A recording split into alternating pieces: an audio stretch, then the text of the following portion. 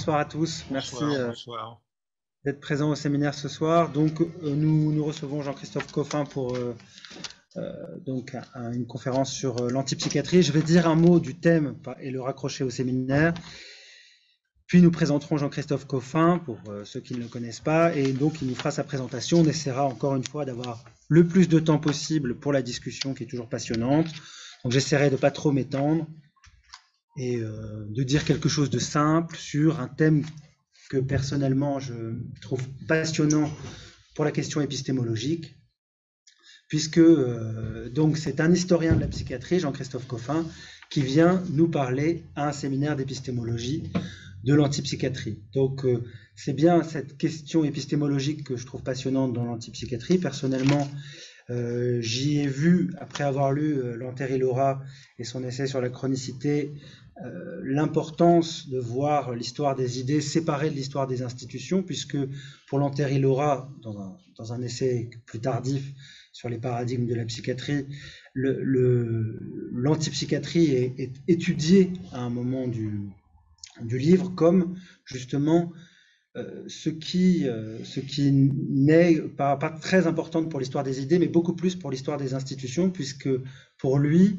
l'antipsychiatrie a marqué des changements profonds dans les pratiques, mais pourtant n'a pas apporté, au niveau en tout cas de l'histoire intellectuelle de la psychiatrie, de grands renouveaux. Donc, bien qu'on puisse discuter cette question-là, en tous les cas, je trouve que épistémologiquement, c'est important de séparer la question histoire des idées, histoire des institutions quand on parle d'antipsychiatrie. Pour ceux qui ont pu lire le livre de Jacques Hockman, qui est paru assez récemment, là, il y a quelques années, sur les antipsychiatries, on retrouve cette complexité à l'œuvre, justement, puisqu'il ne nomme pas son livre l'antipsychiatrie, il l'explique dans l'introduction, il dit bien les antipsychiatries, puisqu'il dit il y a toujours eu une antipsychiatrie, elle est toujours présente dès la naissance de la psychiatrie, et donc, pour faire une histoire de l'antipsychiatrie, il faut faire une histoire des antipsychiatries, et il essaye donc de dégrossir, ou disons d'analyser certains des courants les plus marquants, donc de la naissance jusqu'au courant antipsychiatrique, qui paradoxalement se sont institutionnalisés, on pourrait dire, puisque les courants anglais et italiens sont aujourd'hui ceux qu'on appelle les courants de l'antipsychiatrie, au singulier. Donc, dans cette consubstantialité de la psychiatrie et de l'antipsychiatrie, Hockman dit même on ne peut pas faire d'histoire de la psychiatrie sans faire d'histoire de l'antipsychiatrie. Et il dit que la psychiatrie a eu des réactions aux critiques qui lui étaient faites, a toujours eu des réactions aux critiques qui lui étaient faites, et sans qu'il développe, moi j'avais en tête effectivement des réactions d'ouverture ou des réactions de fermeture, c'est-à-dire des périodes où les critiques étaient acceptées, intégrées, des périodes où les critiques étaient réfutées et la psychiatrie pouvait se renfermer. C'est en tout cas une hypothèse que je voudrais que nous fassions, puisque le point qui, moi aussi, à la suite de ça, me paraît important de dire ce soir, c'est que ce lien donc entre histoire des idées et histoire des institutions, c'est bien sur la question politique qui porte. Et anecdote qui n'en est pas une, puisque c'est historiquement important pour la SM13, mais il y a eu en 1972 un colloque sur, je crois que c'est le traitement des psychoses, un colloque sur le traitement des psychoses qui avait eu lieu donc à Paris, organisé par la SM13, et il devait y avoir une table ronde sur l'antipsychiatrie, et Basalia a annulé la veille sa présence. Et donc il l'expliquait dans un courrier que Colette Chilan, qui était co-organisatrice du colloque, résumait en disant que s'il n'intervenait pas, c'était parce que intervenait à ce colloque quelqu'un qui l'avait désavoué publiquement. Je crois que c'était Henriette qui faisait l'introduction, mais Jean-Christophe Coffin, qui connaît bien les liens entre, c'est intéressant, c'est ce dont je crois va parler ce soir, les liens entre Henriet et la psychiatrie plus traditionnelle, ou disons cette psychiatrie qui représente vraiment la psychiatrie française à ce moment-là, et Basalia, donc, qui refuse de venir, probablement du fait de la présence d'Henriet. Et Donc cette table ronde a quand même lieu. Personne ne lit le texte de Basalia qu'il a envoyé en disant que bon, s'il avait eu envie de venir, peut-être le fait qu'il ne vienne pas, disons, c'est peut-être pas pour qu'on lise son texte. Mais il y a quand même une discussion sur l'antipsychiatrie. Et ce que dit Philippe Paumelle à ce moment-là dans cette table ronde, je pense que c'est important pour faire le lien justement ce soir dans le séminaire. Il présente son texte.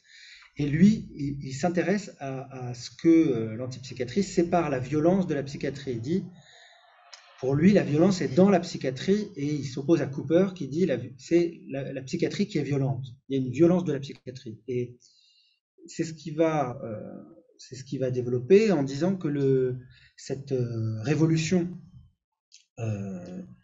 totale, enfin révolution mondiale que propose, disons, dans laquelle sont inscrites plutôt les acteurs de l'antipsychiatrie à ce moment-là, qui sont des révolutionnaires au sens politique du terme, elle propose donc une levée de cet assujettissement des sujets dits malades par la psychiatrie. Et donc c'est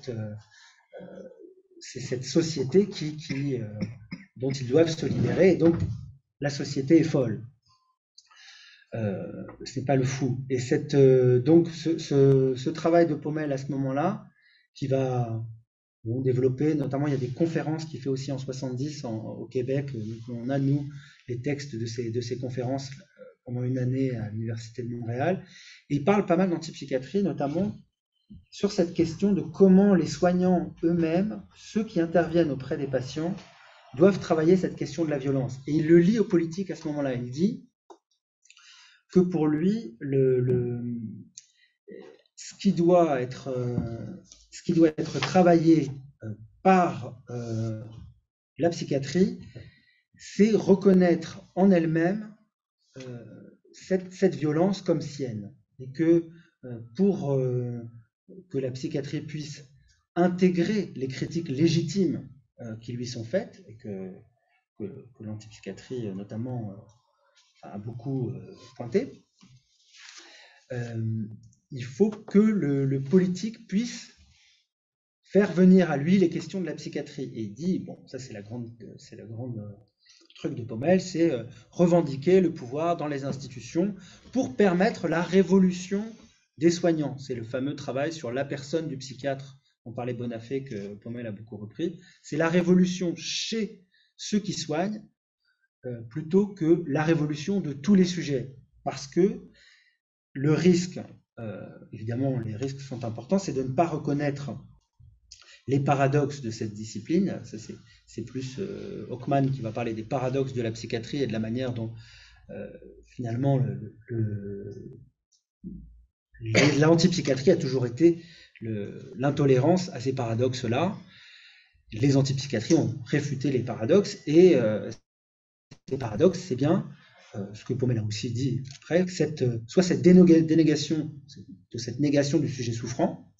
Donc pour Paumelle, c'est la différence entre médecin malade, et cette médicalisation vient nommer et reconnaître celui qui souffre comme malade, et elle crée une différence à ce moment-là qui permet, selon Paumelle, d'humaniser cette relation, et que la dédifférenciation que propose l'antipsychiatrie, notamment probablement surtout dans le courant anglais, les communautés à King's Hall, et cette dédifférenciation médecin-malade du lien dans la communauté, lui disent finalement cette dédifférenciation, c'est une déshumanisation puisqu'elle ne nomme pas la souffrance de l'autre. Donc, en tout cas, cette question politique qui permet de lier histoire des idées, histoire des institutions, c'est bien la manière dont, justement, on va accepter dans une société les critiques qui sont faites à la psychiatrie, et comment la politique peut amener ces questions-là avec leurs paradoxes. Et des exemples sont multiples, même pas besoin de les citer, entre la question actuelle de l'irresponsabilité pénale et l'injonction, à travers l'article 84 du plan de financement de la sécurité sociale sur l'isolement en contention, on voit qu'on est sur deux actualités pour la psychiatrie, avec les deux paradoxes. D'un côté, n'enfermez pas, de l'autre, ne laissez pas les fous dehors. Donc, on est de toute façon toujours dans cette actualité. La psychiatrie a toujours existé avec ces paradoxes. Et si le politique reconnaît ces paradoxes, probablement, on peut encore laisser ouvertes ces liens entre histoire des idées, histoire des institutions et reconnaissance du sujet souffrant et culture psychiatrique dans l'histoire des idées et pratique qui progresse si la société veut bien, en tout cas que les pratiques progressent et veut bien qu'on accueille les patients dans des lieux que l'antipsychiatrie a beaucoup contribué à transformer, ne serait-ce qu'en donnant des lieux d'accueil très différents et en modifiant les conditions d'accueil. Il se trouve que Jean-Christophe Coffin va nous parler, je crois, plus de l'expérience italienne, qui a encore une actualité, comme il le disait dans son argument, et cette qualité particulière de l'accueil reste une des conditions modernes de la psychiatrie, et c'est sûr qu'elle n'a pas vraiment trait à l'histoire des idées, mais beaucoup plus à l'histoire des politiques institutionnelles. Donc, merci d'aborder ce thème-là sur lequel on aura une discussion fleuve, j'en suis sûr, et très intéressant, donc je ne m'étends pas plus. Et puis, donc je passe la parole à Paul Loup Dubuc pour qu'il vous présente, et merci encore de revenir dans ce séminaire où vous étiez intervenu, je crois, comme participant actif de la salle. Merci beaucoup Xavier pour la présentation. Merci à Jean-Christophe Coffin d'être là. Je vais faire une présentation vraiment très rapide. Je n'ai pas du tout lu tous vos travaux. Donc, j'espère. Voilà. Donc vous êtes Jean-Christophe Coffin et donc historien de la psychiatrie. Vous êtes déjà venu en ces lieux, ça a été dit par Xavier à l'occasion de ce séminaire, mais aussi précédemment à l'occasion d'un débat que nous avions organisé avec l'Espace Éthique Île-de-France sur la contrainte en psychiatrie. Et donc vous êtes enseignant-chercheur à l'Université Paris 8, ce qui s'appelle encore Université Paris 8. C'est Saint-Denis-Vincennes. Saint-Denis-Vincennes. Et chercheur à l'EHESS au sein du centre Alexandre Coiré. J'identifie deux dimensions de vos travaux, mais en les connaissant encore une fois assez peu.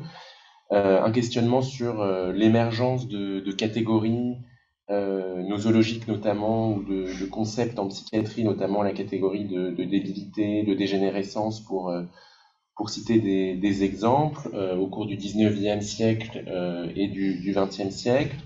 L'émergence aussi de sous-spécialités psychiatriques comme celle de la psychiatrie de l'enfant. Voilà pour la première dimension. Et une seconde dimension sur les évolutions contemporaines de la psychiatrie et de la santé mentale et de leurs relations. Vous aviez aussi fait une intervention sur l'histoire d'un couple en tension, donc psychiatrie et santé mentale, lors d'un événement que nous avions organisé.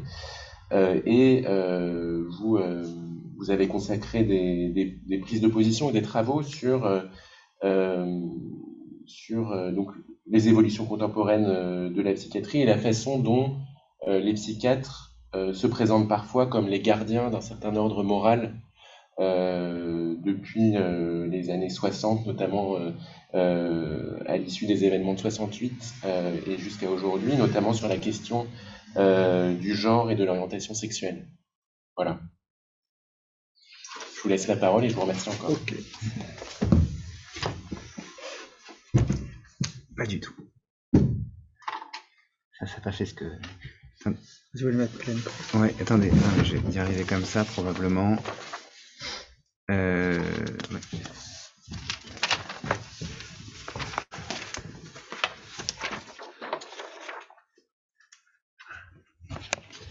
On a laissé personne en salle d'attente, non? C'était déprogrammé. Je crois qu'il faut le refaire. Allez, plein écran. C'est ça.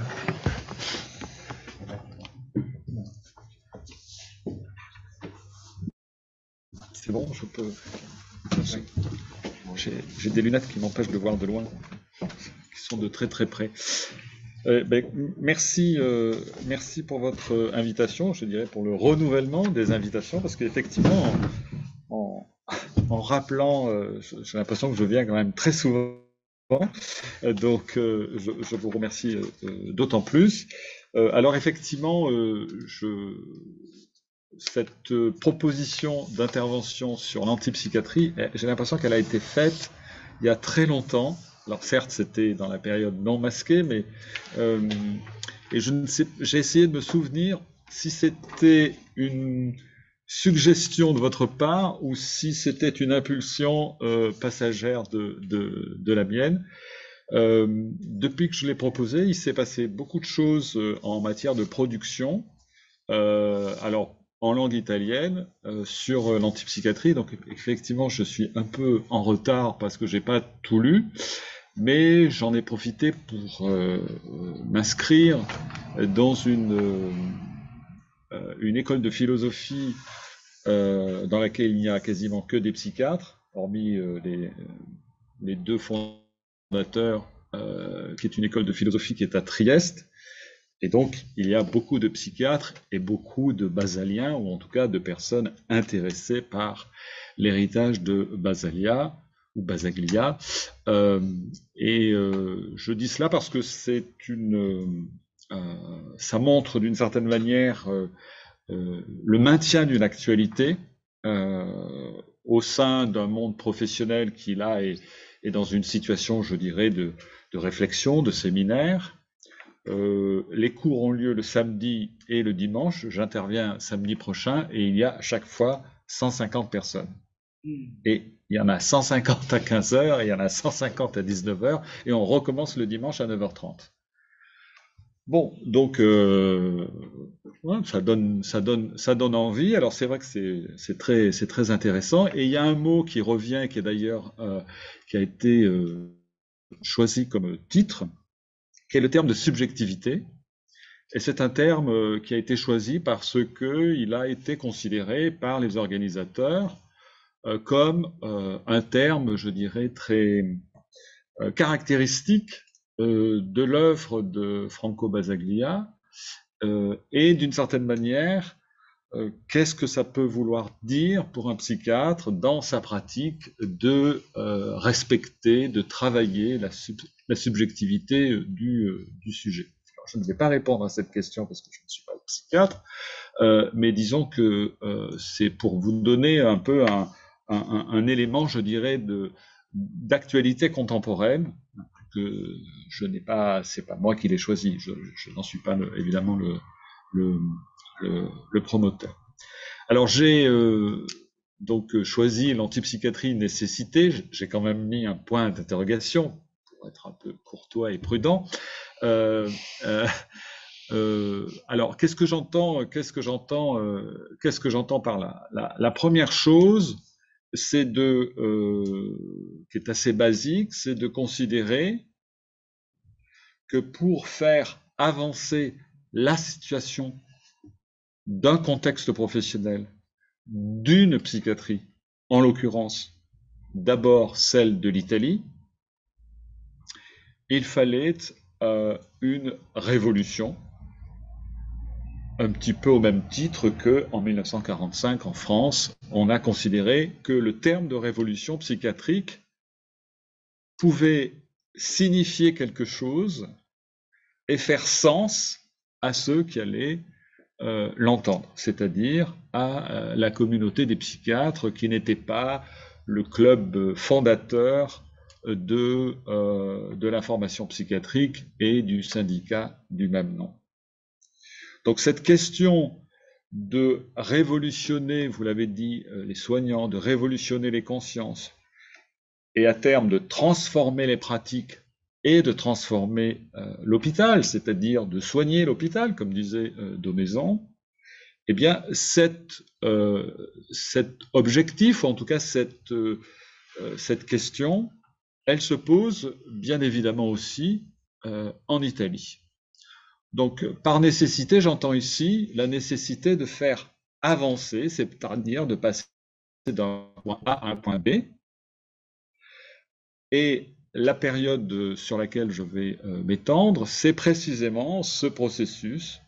On part d'un moment qui est le milieu, disons, des années 1960, pour arriver, mais en 1960, on ne sait pas du tout où on va arriver. Il faut avoir absolument ça à l'esprit pour arriver à une étape, à mon sens, décisive, enfin, il n'y a pas que moi qui le pense, loin de là, qui est le dépassement, je dirais, réel au sens où il est entériné dans une loi. Donc ça n'est pas un programme politique et institutionnel, ça devient une obligation à caractère juridique. Le dépassement de l'hôpital. Donc c'est ce travail, cette nécessité, qui va progressivement se faire jour à un certain nombre de psychiatres en Italie, mais pas uniquement, évidemment, en Italie. Alors on le sait, les réponses sont multiples. Bien. Le deuxième élément de la nécessité, je dirais qu'il est plus d'ordre épistémologique, c'est est-ce que c'est une question de finalisme ou de déterminisme historique?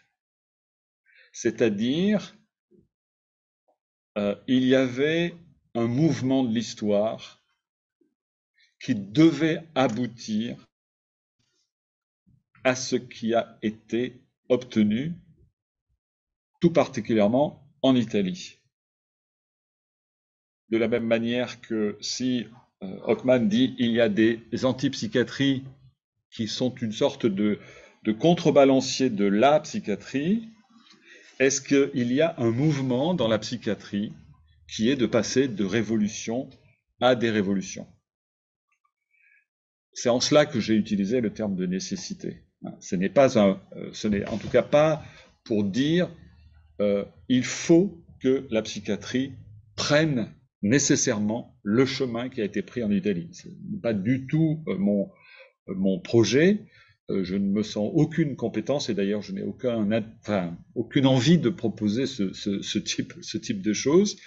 Mais c'est plus en question de est-ce que ça devait aboutir? Alors je suis assez peu favorable, je vous le dis, à ce que moi je perçois comme du déterminisme.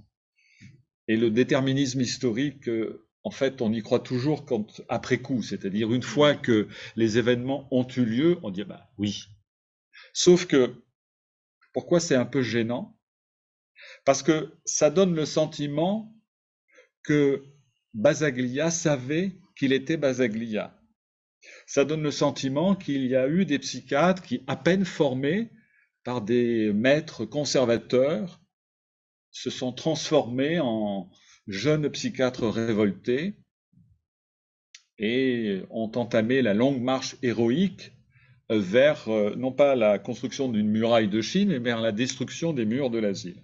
Bon, c'est un peu héroïque et personnellement, j'y crois pas. Enfin, ça n'est pas trop ma tasse de thé, mais je peux concevoir que ça puisse avoir un certain intérêt, mais je me méfie beaucoup, et en psychiatrie, il y en a, des récits un peu héroïques, des mémoires un peu héroïques, avec des lieux qui sont des lieux d'identification, etc. Alors, je peux tout à fait comprendre que ces lieux d'identification, je peux tout à fait comprendre qu'il y ait un besoin de se trouver des figures importantes, des repères, etc. Ça fait partie, je pense, de la vie intellectuelle et de la vie intellectuelle et des échanges internes à la psychiatrie. Mais si l'exercice et l'expression d'une mémoire psychiatrique est parfaitement légitime, je la prends comme un objet d'histoire, mais je ne la prends pas comme l'histoire. En tout cas, pas tout de suite. Bien. Donc, et moi, ce qui m'intéresse dans ce travail sur l'antipsychiatrie, et là c'est plus, je dirais, un problème d'épistémologie, mais là, pour l'historien, c'est comment on prend un sujet qui reste un sujet assez chaud, moins que dans les années 70. Mais enfin, disons que si on veut un petit peu provoquer, on fait ça assez rapidement. Il suffit de dire, il suffit que je rentre dans une salle, dans un colloque, avec des psychiatres ou même sans psychiatres, et que je dise moi, il y a qu'une seule chose qui est intéressante en psychiatrie, c'est l'antipsychiatrie. Bon, et à partir de ce moment-là, ça va y aller. Voilà, quand j'ai choisi, c'était pas très adroit, une fois où j'étais à Perpignan, donc c'est-à-dire chez les Ayens, que j'allais partir à Trieste pour voir ce qui se passait et pour rencontrer des Basaliens, j'ai un des membres de l'association Henriet qui m'a dit « Mais vous avez du temps à perdre ?» Bien, et donc c'était la première fois qu'il avait une manifestation, je dirais, une réaction assez déroutée, alors que nous avions de très bons échanges, mais on est arrivé à travailler sur la question ensemble. Et d'ailleurs, c'est lui qui avait attiré l'attention sur ce que vous évoquiez, c'est-à-dire le colloque de traitement des psychoses. Pourquoi il m'intéressait? Parce que à un moment donné, je cherchais, c'est un peu anecdotique, mais j'ai essayé de montrer que le personnage de Basalia et le personnage d'Henriet, ça n'est pas uniquement des oppositions, qu'il y a des thèmes en commun, qu'il y a des lectures communes. Et donc, mon rêve, c'est évidemment de trouver des moments en commun, et donc celui-là aurait pu être l'occasion. Donc, on a été très très proches, mais effectivement, parce que la première fois, j'ai vu le programme, donc j'ai vu le programme avec Basalia, et quelqu'un que j'interviewe m'a dit « Je me souviens plus s'il était là ou pas », et donc j'ai essayé de lui dire « Mais souvenez-vous. » Bien. Donc, mais effectivement, je pense que en 1972, c'est pas le meilleur moment pour réunir Henriet et Franco Basaglia. Donc, je reviens à ce que l'important, c'est de ne pas avoir, je dirais un peu la fin de l'histoire à l'esprit. Parce que je crois, et je le dis tout de suite, si dans la reconstitution de l'histoire de l'antipsychiatrie, il est évident à mon sens que la loi italienne est totalement décisive. Pourquoi est-elle totalement décisive, au-delà du fait qu'elle entérine un projet, je dirais, thérapeutique? C'est que ceux qui disent encore aujourd'hui que l'antipsychiatrie a été un feu de paille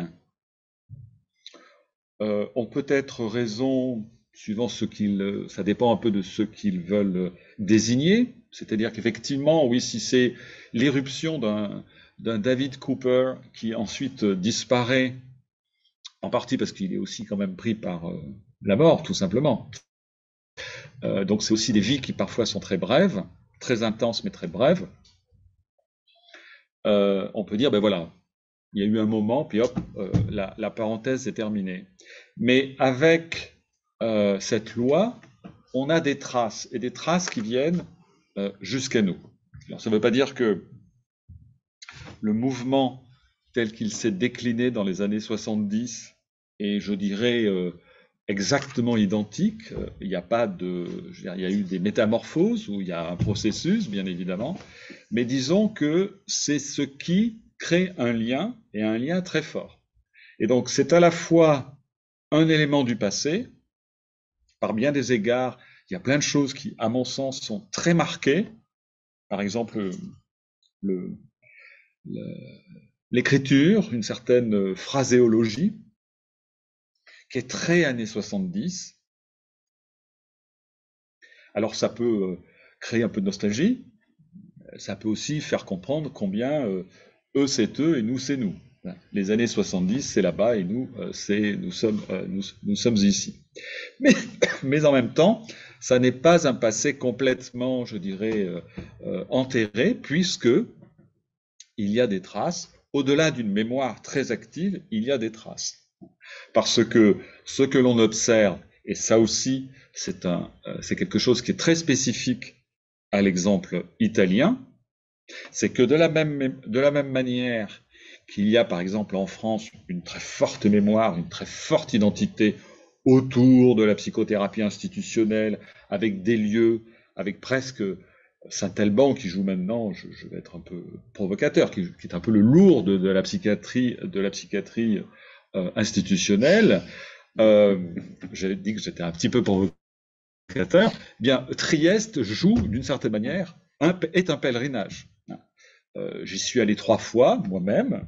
Il y a plein d'endroits, il y a plein de lieux de la psychiatrie où je ne me suis jamais rendu, et ça ne me manque pas plus que ça, mais là je suis allé effectivement à Trieste, et à chaque fois que j'y suis allé, il y a une délégation de Finlandais, il y a une délégation de ceci, il y a une délégation de cela, bref, alors comme ça a été centre collaborateur de l'OMS, évidemment ça ne fait que renforcer cet aspect-là, mais c'est évident que du coup, la présence est là, et la mémoire a reconstruit.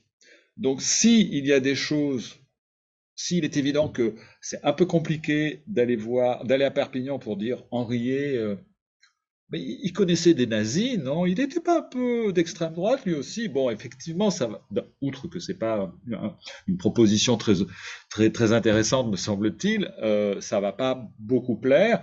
De la même manière, et c'est ce qui va se passer sans doute samedi après-midi quand je vais intervenir, il va bien falloir que dans l'intervention que je dois faire qui est sur Basalia et la France, il va bien falloir que je dise que Basalia a été critiqué. Et je suis à peu près sûr qu'on va entendre « il critique Basalia ». Non, c'est pas moi qui critique, c'est éventuellement Henriet, dont je vais essayer non pas de me faire l'interprète, mais au moins de restituer. Donc il y a des effets de mémoire qui sont très importants, et qu'effectivement l'historien qui est habitué à cela, l'historien de l'après 1945 est très habitué à cela, il n'en demeure pas moins que il faut faire, je dirais, il faut faire attention, et quand je dis il faut faire attention, ça ne veut pas dire que l'historien est donc nécessairement plus distant par rapport au psychiatre qui serait nécessairement plus passionné par rapport à un passé qui peut lui être relativement direct, mais aussi indirect, parce que le psychiatre de 40 ans, les affaires de ce qui se passait dans les années 70, ça peut l'intéresser, mais avant qu'il se passionne comme on pouvait se passionner dans les années 70 pour ce qui se passait sous leurs yeux, c'est quelque chose qui peut être un petit peu différent. Vous l'avez évoqué, le terme même pose problème. Il pose problème en Italie. Vous pouvez chercher dans un dictionnaire le terme antipsychiatrie, vous ne le trouvez pas. Il va falloir d'ailleurs que samedi, j'explique que pour des raisons de commodité, je vais utiliser, pour aller un peu plus vite, antipsychiatrie. Mais ça va être plus compliqué, je pense, à faire accepter que si je vous dis aujourd'hui, parce que je vais effectivement faire ça aussi, que je vais utiliser le terme antipsychiatrie. Le pluriel est effectivement nécessaire, me semble-t-il, pas nécessairement pour les raisons que vous avez restituées de celles évoquées dans son livre par Jacques Hockman, mais parce que je pense qu'il faut avoir de l'antipsychiatrie l'idée d'une nébuleuse, d'une galaxie, dans laquelle il y a des étoiles qui sont des leaders, car c'est un monde de leaders, ce qui est peut-être un peu paradoxal. Pour le cas italien, certes, il y a un charisme incontestable de la part de Basalia, mais c'est quand même quelqu'un qui a toujours voulu faire mouvement. Donc, je vais beaucoup parler de lui parce que autrement, ça serait trop long, mais il est évident que c'est une équipe. Alors, et un certain nombre de livres, il y a son nom, mais c'est une équipe qui est derrière. Bien. Il n'en demeure pas moins que c'est un mouvement qui s'est incarné à travers des individus, en l'occurrence d'ailleurs des hommes, encore une fois un peu moins en Italie où la femme de Franco Basaglia, Franca, est très active. Elle est médecin. Elle est active et elle compte bien d'ailleurs ne pas se faire oublier. Bon, comme elle va lui survivre et qu'elle va jouer un rôle politique, d'une certaine manière, elle va autant exister qu'il a pu exister, mais c'est vrai que le cours des choses fait qu'on retient quand même plutôt Franco que Franca. Actuellement, il y a des gens qui sont en train de faire un travail pour voir si un certain nombre de textes qui sont considérés comme étant de la main de Franco ne seraient pas, en revanche, plutôt de Franquin. Bon. Mais je ne vais pas entrer dans ces détails parce que je ne les connais pas suffisamment. Donc c'est un mouvement qui s'incarne à travers des personnages assez charismatiques, dont on retrace très souvent non pas tant l'itinéraire que la psychologie. C'est déjà quelque chose d'assez particulier. Vous n'avez pas besoin de rester très longtemps sur un texte concernant David Cooper pour apprendre ses problèmes de violence, ses problèmes d'alcoolisme. Pour Laing, c'est à peu près pareil, hein, le côté un peu dépressif, l'errance qui commence au milieu des années 70, etc. Bien. Pour Basaglia, grand escogriffe, intempestif, ombrageux, enthousiaste, amical, courageux. Hein. Il y a une approche très psychologisante parfois de ces individus. Bon, évidemment, je suis assez en retrait par rapport à cela parce que j'ai pas trop je vois pas très bien pourquoi l'historien ferait une sorte de psychologisme. Donc, c'est pas uniquement le terme n'est pas uniquement au pluriel ou au singulier, même si c'est une question, mais celle-là c'est pas la plus compliquée. C'est que le terme est une insulte, est une critique, et que c'est donc assez compliqué. Alors c'est beaucoup plus simple en histoire ou en épistémologie des sciences, n'est-ce pas? Parce que quand on prend des exemples issus du 19e siècle, parce qu'au 19e siècle, matérialiste, c'est aussi une insulte. Sauf que, bon, ça va, on peut l'utiliser parce qu'aujourd'hui, ça bon. Mais antipsychiatrie, évidemment, c'est beaucoup plus récent.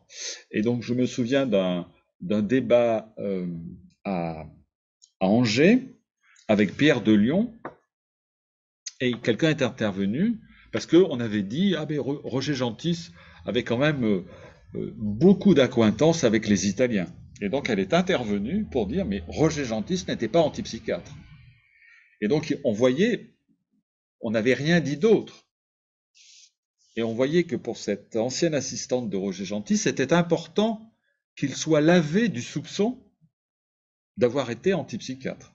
Bien. Donc on voit bien que c'est une étiquette qui peut effectivement poser problème. Donc il faut effectivement faire attention quand on débarque d'avoir cela, je dirais, d'avoir cela à l'esprit.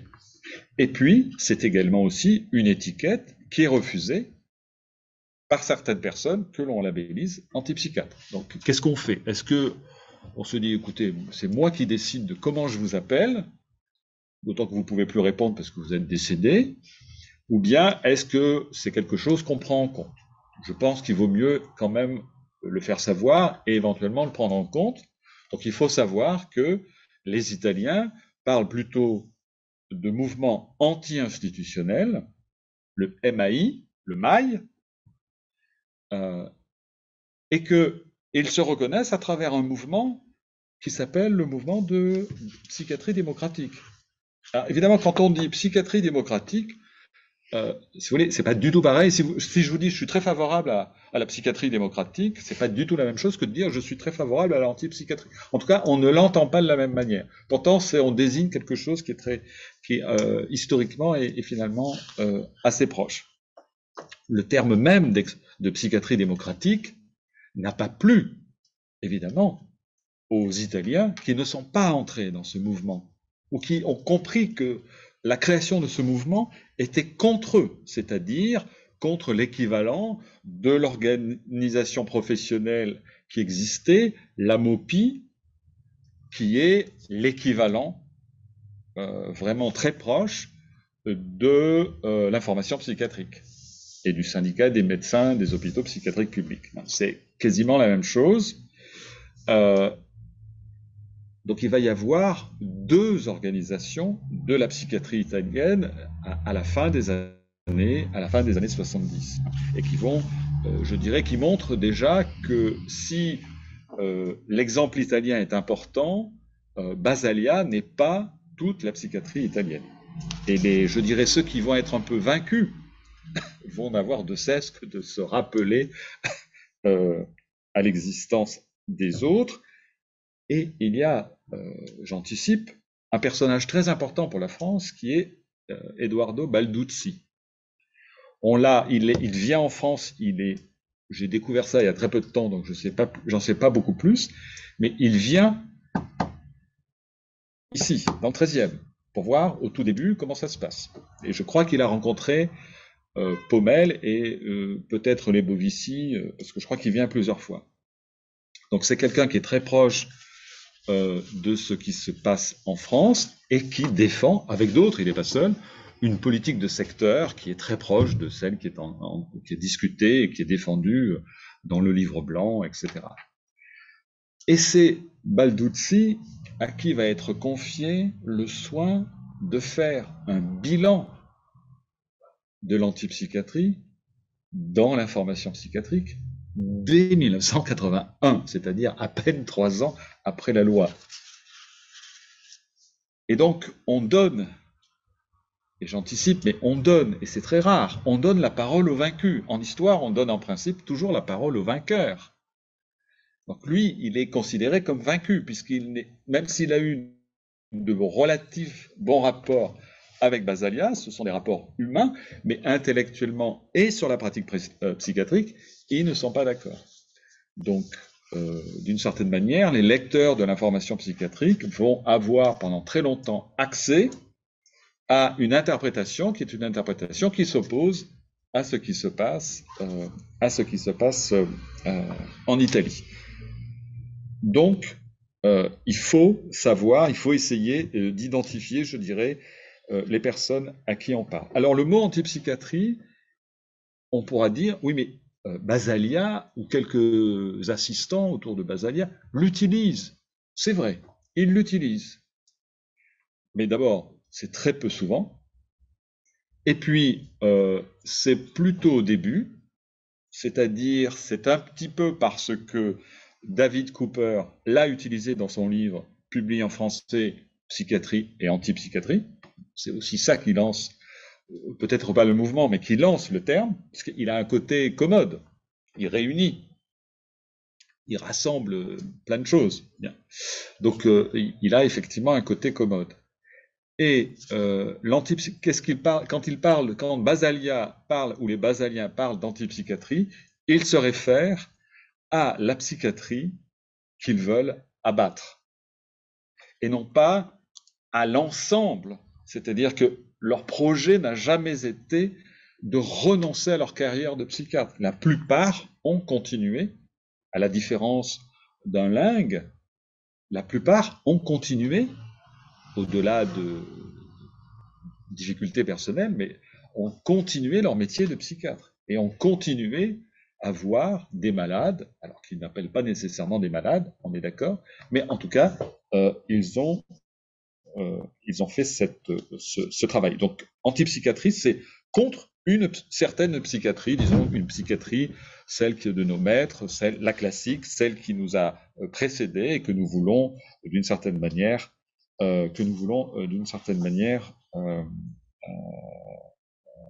renverser. Alors je l'ai dit, avant d'entrer peut-être, je ne sais pas très bien combien de temps j'ai, puis je ne vois pas trop l'heure. Donc... Alors il est 7h25 et on peut se dire que vous avez jusqu'à 8 heures, enfin, un peu avant 8 heures. Oui, d'accord. Bon, ok, oui. Alors, donc je l'ai dit déjà, l'antipsychiatrie, une galaxie, parce que il n'y a pas vraiment d'homogénéité. Et en fait, l'homogénéité, elle est utilisée par ceux qui sont contre. L'antipsychiatrie, un feu de paille. C'est tout le monde, le feu de paille, ou c'est certaines personnes?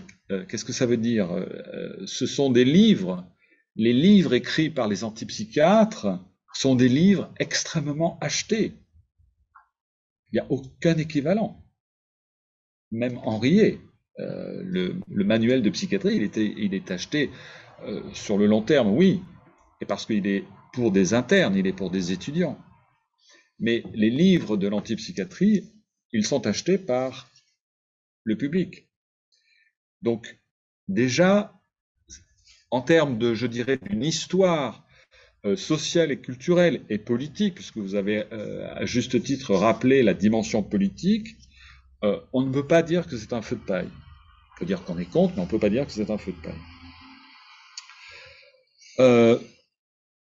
Elle a quand même peut-être quelque chose en commun, de dégager une utopie, ou en tout cas de dégager des utopies, peut-être aussi de construire une psychiatrie idéale, ce qui est peut-être un peu paradoxal, mais en tout cas c'est une proposition que je fais parce qu'elle me paraît peut-être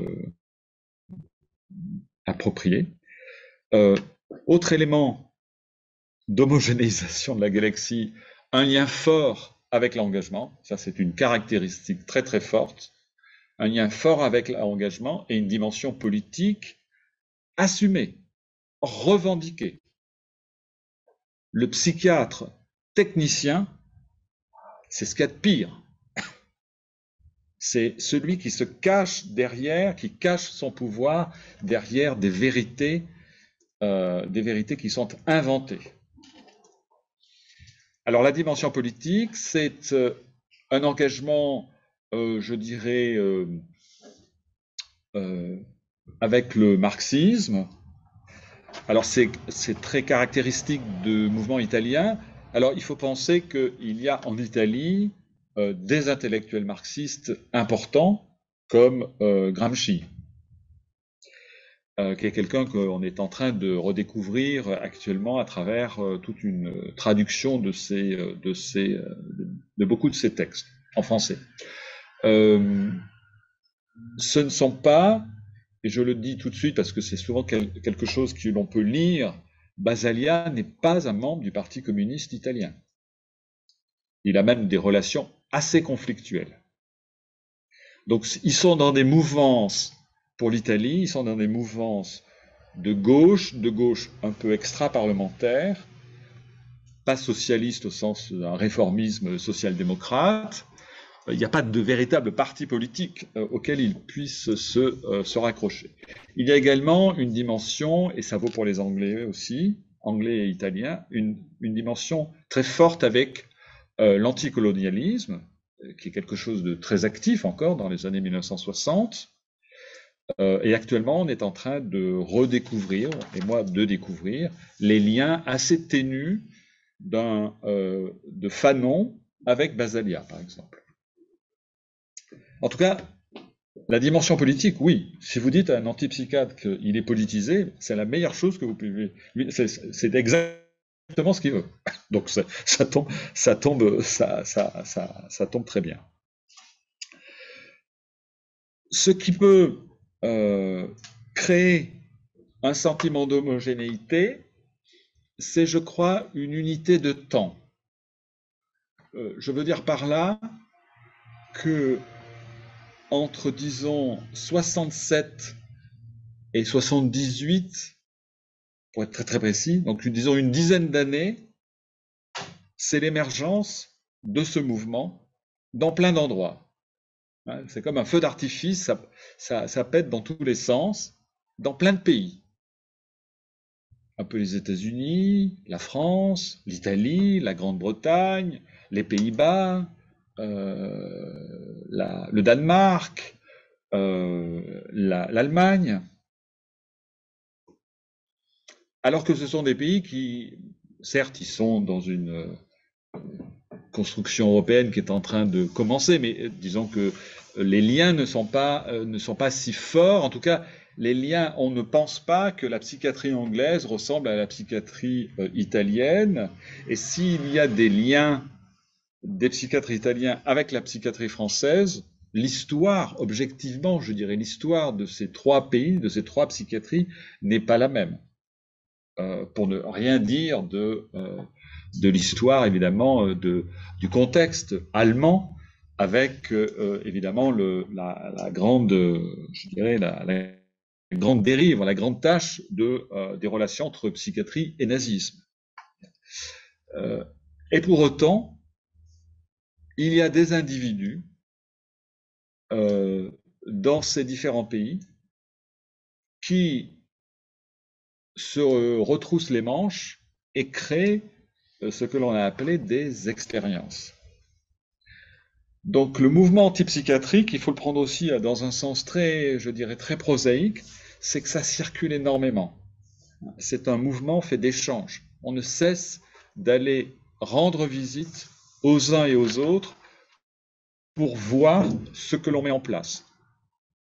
C'est un monde où on fait beaucoup de congrès, de réunions, où on s'engueule, mais en même temps on revient se voir, où il y a effectivement un mélange entre, je dirais, des psychiatres, les infirmiers, du public, des malades, de temps en temps, pas toujours, mais de temps en temps.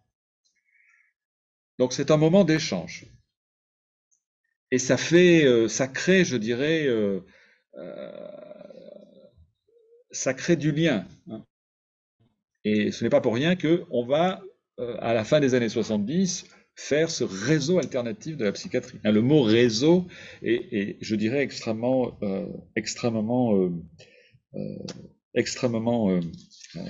important. Autre élément, ça s'incarne dans des lieux, je l'ai déjà dit, qui sont vus comme des laboratoires, comme des promesses, comme des utopies un peu concrètes. Certains vont durer peu de temps, en partie parce qu'ils ne vont pas survivre à ceux qui les ont créés, et d'autres vont durer évidemment plus longtemps. Alors je crois que c'est ça qui donne le sentiment d'une certaine homogénéité, mais je pense qu'au-delà de ces éléments, il n'y a pas beaucoup plus d'homogénéité. Après, il y a une réception des ouvrages avec des traductions très, très rapides. J'ai essayé d'identifier quels étaient les médecins italiens qui avaient été traduits en français.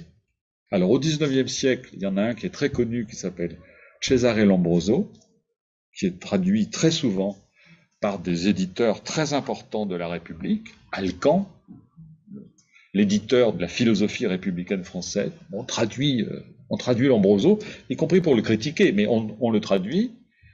Et puis ensuite, je ne sais pas très bien qui il y a, mais je ne prétends pas qu'il n'y en ait pas. Et puis arrive Basaglia, qui est traduit. 3 de ses livres seront traduits, ce qui n'est pas si mal. Mais en plus, ils sont traduits quasiment tout de suite. Hein. Il y a une urgence, puisqu'effectivement, on est en train de faire presque la révolution. Donc, on ne va pas attendre des jours et des jours. Alors, venons-en à cet exemple italien. Donc, ce que je veux dire, et si ça doit être vrai, c'est vrai pour l'Italie, et ça n'est pas, je laisse de côté donc les autres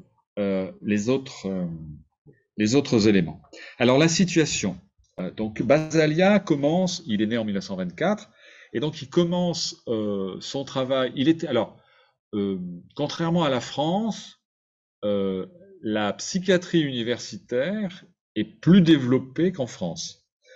Quand je dis plus développée, c'est-à-dire qu'il y a des postes, il y a des postes en nombre plus fréquent en Italie qu'en France à la fin des années 50. Et donc, Basaglia a été promu, parce que c'est quelqu'un qui est brillant, était promu à un poste de prof de fac. Et donc, le prof de fac, il va pas trop dans la clinique, il est assez loin, il fait des cours, etc., etc. Et, pour des raisons diverses et variées, etc., sur lesquelles Basaglia est revenu, mais toujours après, donc moi, les après, ça, voilà. Bref, il choisit de partir dans un hôpital psychiatrique. Et il arrive à l'hôpital psychiatrique de Gorizia, qui est une petite ville, tout en haut, sur la frontière avec ce qui s'appelle en 1961 la Yougoslavie, la Slovénie d'aujourd'hui. Alors l'hôpital, il n'y a pas besoin d'être très littéraire, d'avoir beaucoup d'imagination pour être assez pris par un sentiment d'isolement, voire un certain sentiment d'exclusion. Et puis aussi, il y a une notion qui est très importante, et que Basaglia va d'ailleurs utiliser par la suite, c'est la notion de frontière. Alors, ce n'est pas ici uniquement la frontière entre le malade et le médecin, ce n'est pas la frontière uniquement entre ce qui est normal et ce qui serait pathologique, c'est la frontière au sens classique, parce que Gorizia est devenue ville frontière, bon, jusque-là, d'accord, et alors? Et il se trouve qu'avec les découpages, un des murs d'enceinte de l'asile correspond à la frontière entre l'Italie et la Yougoslavie. Donc, quand il y a des évasions de psychiatres, et il n'y a pas d'histoire de la psychiatrie sans évasion de malades, il y a un incident diplomatique. Donc, vous pouvez imaginer que l'évasion n'est jamais une bonne nouvelle, mais qu'elle peut avoir des conséquences extrêmement importantes. Bien. Donc, c'est une situation assez inédite d'un hôpital qui est dans une région qui est encore, je dirais, marquée par la guerre, marquée par une forme de guerre civile entre des communistes italiens et des communistes yougoslaves, plus tous les réfugiés. Trieste a été une ville de réfugiés jusque dans les années 50. Donc c'est un contexte assez lourd, et Basaglia va écrire beaucoup sur les chocs qu'il reçoit en découvrant à la fois la réalité géographique, mais surtout la réalité de son hôpital psychiatrique. Alors quand on le voit en photo, il a été construit sous le fascisme, donc c'est pas un des plus anciens, c'est pas un des plus vétustes. Il y a un beau parc, il y a de la neige l'hiver, etc., parce que c'est un climat assez rude. Mais disons que, en termes de topographie, en termes de locaux, il y a pire. Mais il n'y en a pas beaucoup autour, et donc il y a énormément de malades.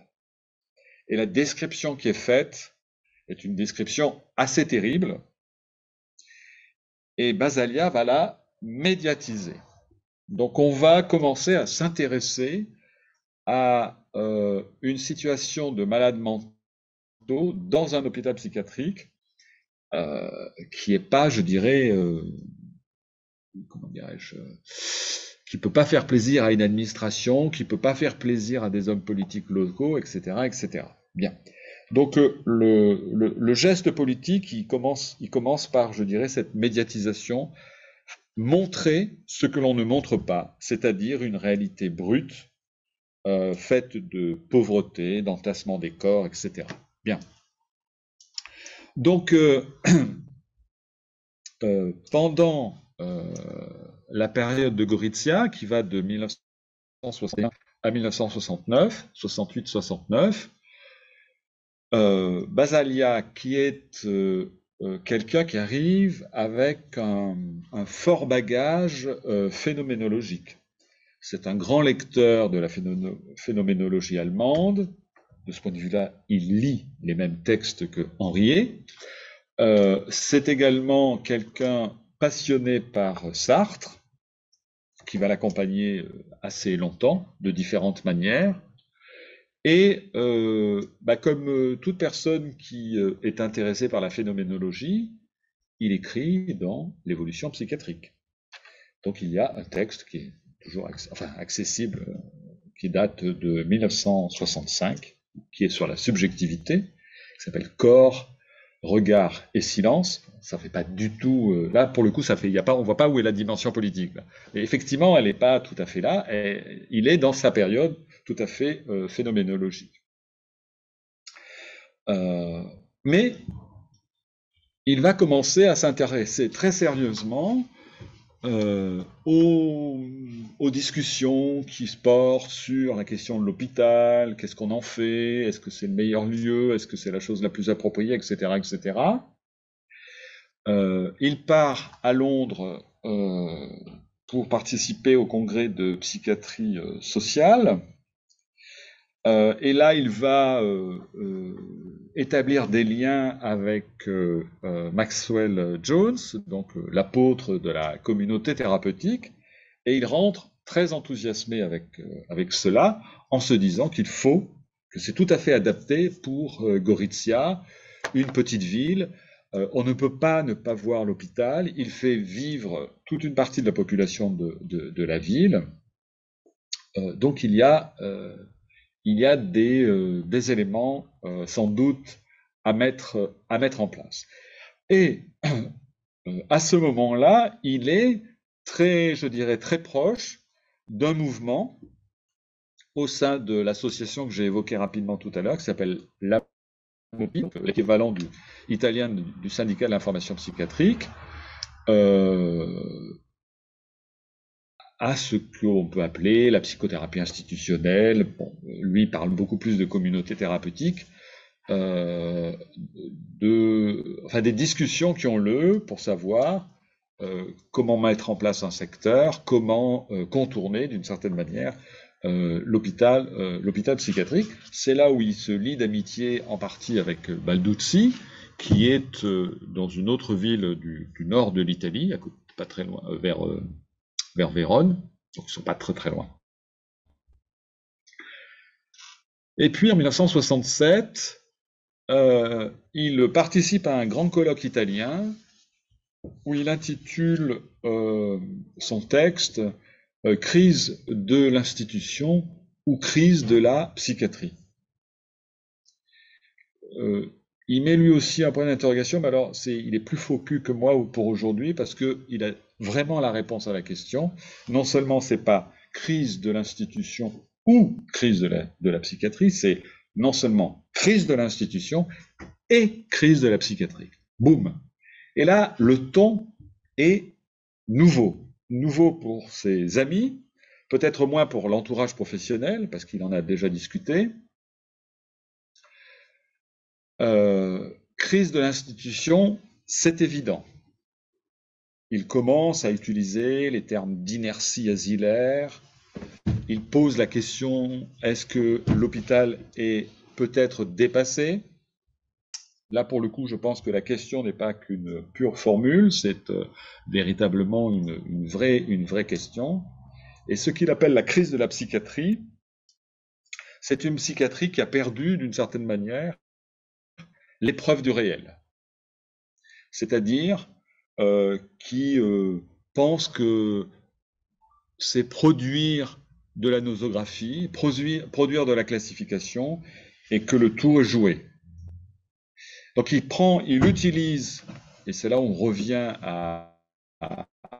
aux intérêts pour l'épistémologie, il utilise beaucoup sa lecture de Husserl et de son livre sur la crise de la science européenne pour appliquer ce que a développé Husserl, pour l'appliquer à la psychiatrie italienne, mais il a sans doute aussi à l'esprit la psychiatrie de manière plus générale.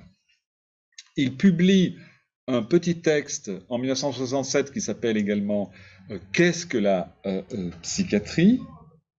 Che cos'è la psychiatria? Qui évidemment fait penser à Qu'est-ce que la littérature de Jean-Paul Sartre? Le clin d'œil est, je dirais, avéré, ça n'est pas une interprétation de ma part, c'est tout simplement avéré. C'est une reconnaissance donc de l'influence de Sartre, notamment à travers bien évidemment l'existentialisme. Il est aussi un grand lecteur de Merleau-Ponty, hein, donc il connaît ses lectures, je dirais. Alors c'est un livre qui n'a pas beaucoup d'impact, parce qu'il est en fait publié par l'imprimerie de la ville de Gorizia, donc. Et puis, l'année suivante, c'est une année très importante. Alors, c'est pas uniquement une année, c'est 1968, alors vous allez me dire, bah oui, c'est une année importante pour plein de gens. Oui, c'est une année importante pour la France. Je rappelle que le mai 68 italien a lieu en 69. OK? Et plutôt à l'automne. Bien. Mais disons que ça s'agite, il y a déjà un certain nombre d'agitations universitaires en 68. Et donc, qu'est-ce qui se passe pour Basaglia? Il y a la publication d'un livre qui s'appelle L'Institution en négation, rapport sur l'hôpital psychiatrique de Gorizia, qui est publié chez un éditeur non médical. C'est un éditeur qui s'appelle Einaudi, qui est l'équivalent de, c'est une sorte de, c'est le Gallimard italien, avec je dirais peut-être une coloration plus science humaine que Gallimard à l'époque. Et le livre connaît, c'est là où le déterminisme pour moi ne peut pas exister, il connaît une histoire, enfin une évolution tout à fait inattendue, parce qu'il va sortir au moment où il y a les événements de 68 en France, au moment où ça commence en Italie, et donc il va être immédiatement associé à la révolte de la jeunesse. Et donc il est pris pour un livre que les révoltés doivent lire. Et c'est une manière pour tout un ensemble d'Italiens de découvrir la réalité du monde asilaire et, je dirais, le phrasé d'un psychiatre. Mais il se trouve que ce n'est pas un psychiatre tout à fait comme les autres, puisqu'il est effectivement en train, je dirais, de basculer dans une opposition à beaucoup de ses collègues. Alors le livre, c'est un livre à plusieurs, c'est l'équipe psychiatrique, et puis c'est aussi un livre où il y a des prises de parole de malades. Alors évidemment, c'est un choix qui a été fait avant les événements, mais vous pouvez comprendre que prise de parole, c'est le titre d'un livre de Michel de Certeau qu'il va écrire après mai 68. Donc, Basaglia apparaît après les événements comme un médecin qui a donné la parole à des malades. Au moment où précisément donner la parole, revendiquer la prise de parole est un élément extrêmement fédérateur, un élément extrêmement déterminant de toute l'agitation politique, sociale et intellectuelle du moment. Et donc il est immédiatement associé à ce mouvement. Je ne suis pas tout à fait sûr qu'il avait tout à fait, non pas prévu, mais envisagé cette réception. Ça, c'est le moment, je dirais, heureux de Basaglia pour l'année 68, mais il y a un moment qui est plus dramatique, c'est que dans la politique de sortie qu'il a mis en place, un des malades sorti de l'hôpital pendant le week-end tue avec un couteau, enfin, disons plutôt massacre, égorge, enfin, un truc qui impressionne sa mère. Et ça devient une affaire locale immédiatement et très vite une affaire nationale. La municipalité se dégage de la responsabilité, la fait porter sur les médecins et on porte plainte. Donc Basaglia sort de 1960, est à la fois quelqu'un dont le livre va être vendu à plus de 50 000 exemplaires, ce qui est quand même très important pour un livre écrit par un psychiatre, et devient également quelqu'un qui a un procès qui va durer jusqu'en 1971. Et les accusations et les peines sont assez importantes. Il va, de cet événement,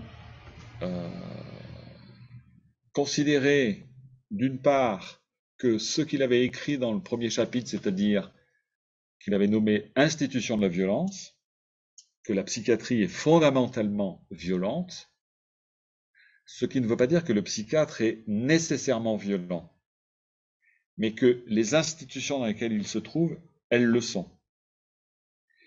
Qu'une partie de cette violence se transmet sur les individus, se transmet sur les malades. Je ne suis pas tout à fait sûr qu'il en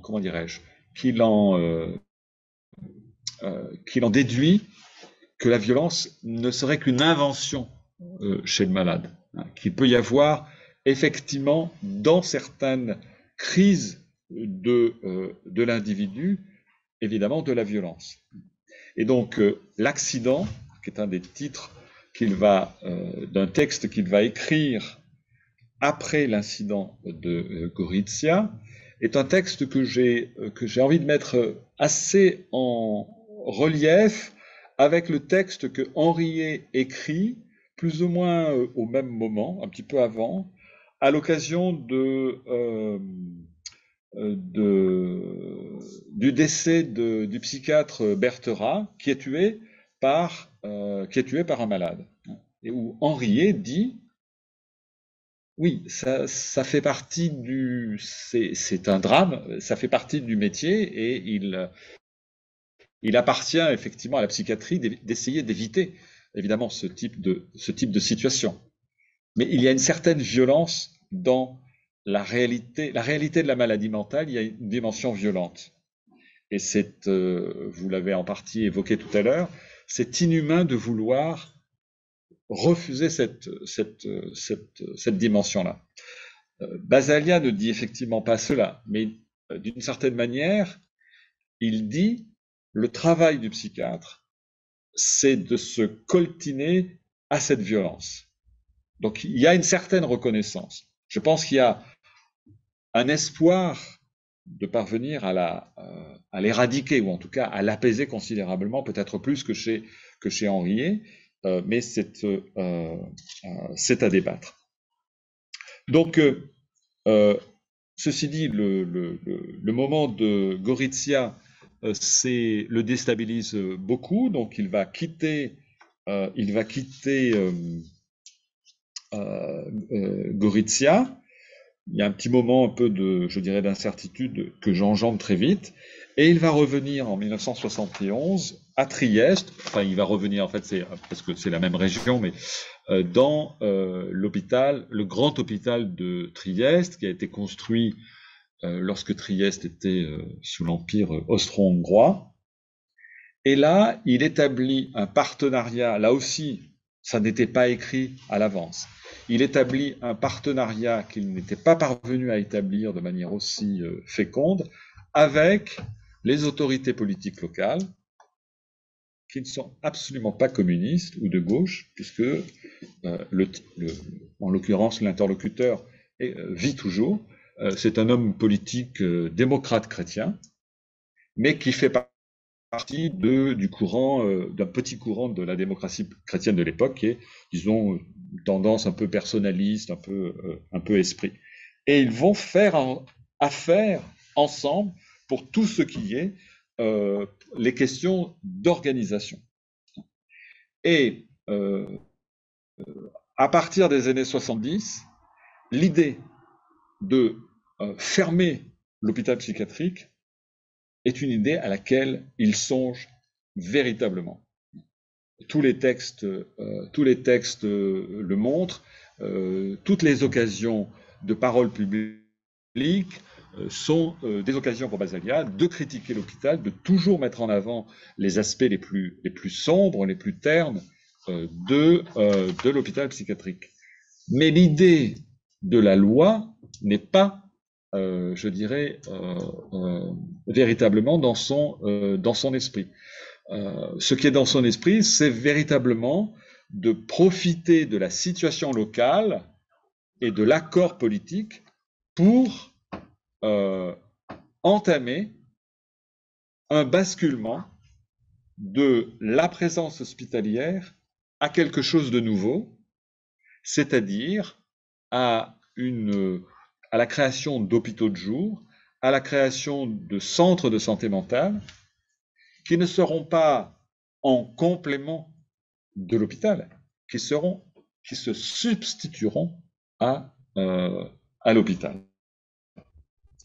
Il y a un effet, là aussi, qui est tout à fait, je dirais, inattendu, de soutien local, c'est-à-dire qu'il y a une sorte de, c'est pas une communauté thérapeutique, mais il y a une sorte de communauté morale, si vous voulez, avec des entreprises, qui vont dire OK, on a compris, il faut faire de la réadaptation sociale, on va faire ça, etc., etc. Et donc, qui s'engagent à recruter des malades que l'on va sortir de l'hôpital, etc. On va créer des appartements thérapeutiques. Et l'affaire, je dirais, est lancée, avec une première expérience de fermeture temporaire de l'hôpital qui a lieu en 1977. Basalia a, à ce moment-là, créé, je dirais, une sorte de presque de parti politique, c'est-à-dire que Psychiatrie démocratique fonctionne quasiment comme un parti politique, c'est-à-dire on est derrière le leader. Et un certain nombre de psychiatres italiens disent aujourd'hui que le mouvement du secteur, le mouvement, disons, réformiste, n'arrive pas à s'organiser autour d'un leader, alors que le mouvement de Basalia y parvient. Et donc ils estiment, je ne suis pas tout à fait convaincu, mais enfin il faut bien avoir des hypothèses, que c'est une des raisons pour lesquelles le mouvement effectivement fonctionne. Il reçoit de plus en plus de psychiatres et de jeunes psychiatres ou des infirmiers, etc., y compris des gens qui ne sont pas psychiatres, qui viennent à la psychiatrie démocratique, hein, et qui sont d'une certaine manière les soutiens, et des soutiens, je dirais, assez fervents. Et si la loi n'était pas, je dirais, attendue, c'est parce que une loi avait été votée en 1968 qui réformait la première loi italienne qui datait de 1904, qui était une loi très répressive, beaucoup plus que celle de 1838, et celle de 1968 se situe, je dirais, entre celle de 1838 et 1990. Enfin, on est assez proche. Elle pose que l'hôpital psychiatrique est la référence, mais qu'on doit créer des structures de jour. Bon, c'est l'héritage, je dirais, d'un Balduzzi, etc., dont on voit. Et on pouvait penser que on allait rester avec cette loi. Non. 10 ans plus tard, effectivement, un texte assez simple, il est assez court, arrive à la Chambre des députés et il est voté. Je pense un petit peu à la surprise de tout le monde. Enfin, bon, ça, c'est un peu mon mauvais esprit, mais disons que si j'insiste un peu là-dessus, c'est parce que pour moi, il n'y a aucune inéluctabilité à ce niveau-là.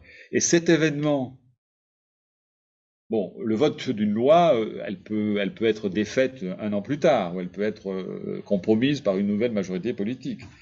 Et comme il y a une certaine instabilité politique à l'époque en Italie, on pouvait tout à fait penser que cette loi allait effectivement peut-être être abolie. Eh bien, effectivement, pas du tout. Et donc, il y a toujours des gens aujourd'hui qui attendent, je dirais avec un certain désespoir, que cette loi soit abolie, mais pour le moment, c'est la loi qui régit effectivement le fonctionnement de la psychiatrie en Italie. Et donc là, effectivement, ça crée quelque chose de très nouveau, c'est-à-dire que ceux qui étaient de l'ordre de l'utopie, de l'expérience, devient la politique par défaut, le cadre institutionnel, avec évidemment le risque que ce qui était l'agitation devienne la référence et devienne l'institutionnalisation de l'agitation. Mais ce qui est intéressant, et je l'ai dit en introduction, c'est que du coup, ça fait de l'exemple italien non plus une expérience, mais l'exemple italien. C'est-à-dire que une fois j'ai utilisé, à l'occasion de la rencontre avec un psychiatre qui a dirigé les services de la ville de Trieste, je lui pose la question, je lui dis alors, comment vous voyez cette expérience, etc. Et là, il s'est mis dans une rage folle en me disant, mais comment une expérience? Mais ça fait 35 ans que je fais de l'expérience. C'est ma vie professionnelle. Il n'y a que les Français pour arrêter de penser que c'est pas une expérience, c'est la manière dont on fait de la psychiatrie en Italie. Point. Voilà. Bien. Donc, je trouve que ce que je veux dire, c'est que, si vous voulez, on ne dit jamais, me semble-t-il, et peut-être qu'on le dit, mais peut-être qu'on aurait un peu la même réaction, à des gens qui auront toujours fait du secteur dans leur vie professionnelle. Alors, et votre expérience de secteur, c'est quelque chose qu'on pouvait dire à un Jacques Hockman, à un Sassolas dans les années 70, parce que effectivement, à l'époque, on se lançait dans une aventure sans trop nécessairement savoir ce qui allait se passer. Bien.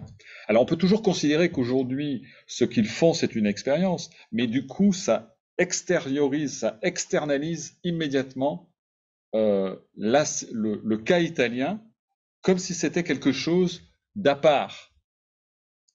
Mais ils sont parfaitement intégrés, la psychiatrie italienne est intégrée dans les fédérations, les structures, je dirais, mondiales, etc.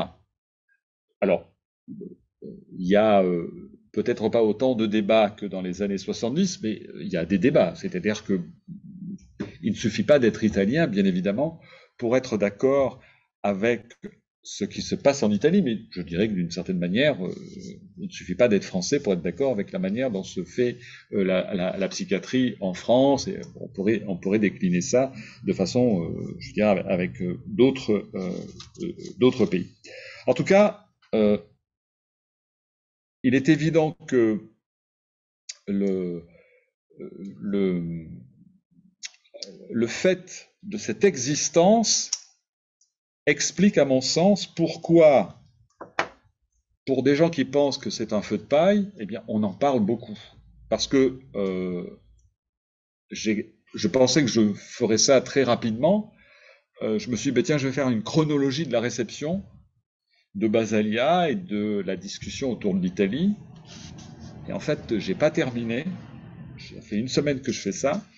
Et j'ai pas terminé. Pourquoi? Parce que au moins depuis l'an 2000, il y a un ou deux textes assez importants dans une revue de psychiatrie sur l'antipsychiatrie, et notamment sur, non plus tant l'antipsychiatrie anglaise, que sur ce qui se passe ou ce qui s'est passé en Italie, avec, alors c'est des choses différentes, il y a eu toute la série des récits dans l'information psychiatrique, il y a eu plusieurs articles dans l'évolution psychiatrique, il y a des thèses, il y a au moins 3 ou 4 thèses récentes. Alors je pense que c'est lié en partie aussi à la publication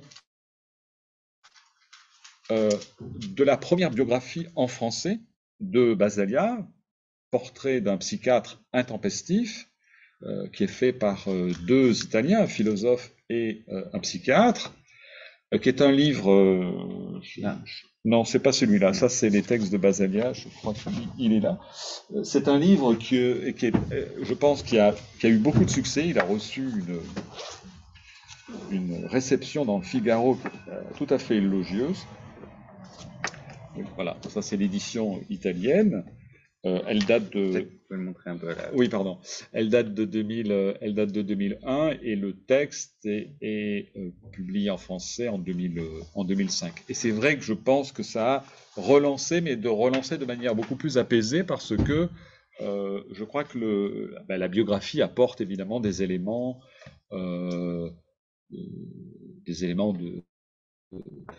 d'information, d'analyse qui n'étaient pas, je dirais, nécessairement accessibles, parce que quand on regarde la documentation sur le cas italien, elle est faite des textes maintenant anciens et très, je dirais, très contextualisés de Basaglia, qui sont souvent des textes politiques, et puis ensuite elle est faite des réflexions de psychiatres français sur l'expérience italienne, sans qu'ils soient nécessairement, je dirais,